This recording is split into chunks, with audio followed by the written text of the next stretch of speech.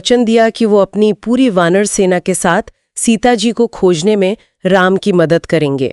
तो फिर आमना सामना हुआ बलि और सुग्रीव का। हाँ, राम के आश्वासन के बाद सुग्रीव ने किष्किंधा जाकर बलि को फिर से ललकारा। और राम और लक्ष्मण वो छिप गए। हाँ, पेड़ों के पीछे। क्योंकि बलि को सीधे युद्ध में हराना बहुत मुश्किल था। जी।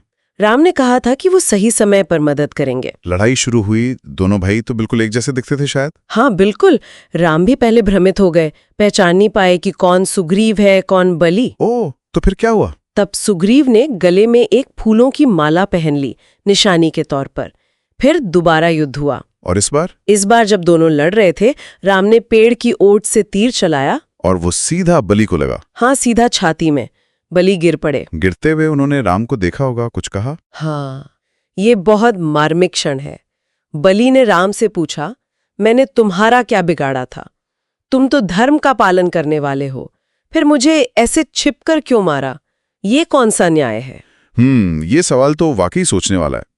राम ने क्या जवाब दिया? राम ने समझाया कि बलि ने सुग्रीव के पत्नी का हरण करके भाई को अन्याय से निकालकर अधर्म किया था, और राम सुग्रीव को वचन दे चुके थे मित्र की मदद करना और धर्म की स्थापना करना उनका कर्तव्य था। मतलब राम के अनुसार ये धर्म की पुनर्स्थापना के लिए जरूरी था। हाँ, फिर मरते हुए बलि ने अपने बेटे अंगद के लिए चिंता जताई। अंगद? हाँ, राम से वचन मांगा कि उसका ख्याल रखा जाए। और राम ने आश्वासन दिया कि अंगद का पूरा सम्मान होगा, उसे युवराज बनाया जाएगा। इसके बाद बलि की मृत्यु हो गई और सुग्रीव राजा बने। हाँ, सुग्रीव किष्किंधा के राजा बने और उन्होंने अपना वचन निभाया, अपनी पूरी वानर सेना जुटाई और सीता माता की खोज के लिए भेज दिया, जो रामायण का एक बहुत बड़ा हिस्सा है। बिल्कुल।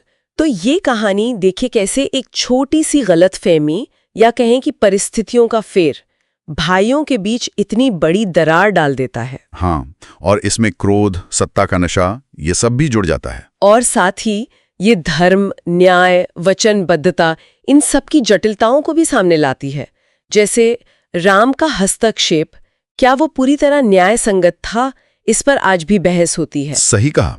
ये सोचने पर मजबूर करती है कि क्या न्याय हमेशा सीधा और सपाट होता है, या वो हालात, नजरिए और दिए गए वचनों के हिसाब से बदलता है। बिल्कुल।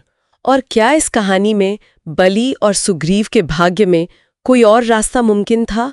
क्या धर्म और नियति का कोई और मोड़ हो सकता था? ये सवाल वाकई दिलचस्प हैं और श्रोताओं को भी सोचने के लिए छोड़ जाते हैं। इस कहानी का कौन सा हिस्सा आपको सबसे ज्यादा छू गया? लाइक करें, शेयर करें, सब्सक्राइब करें।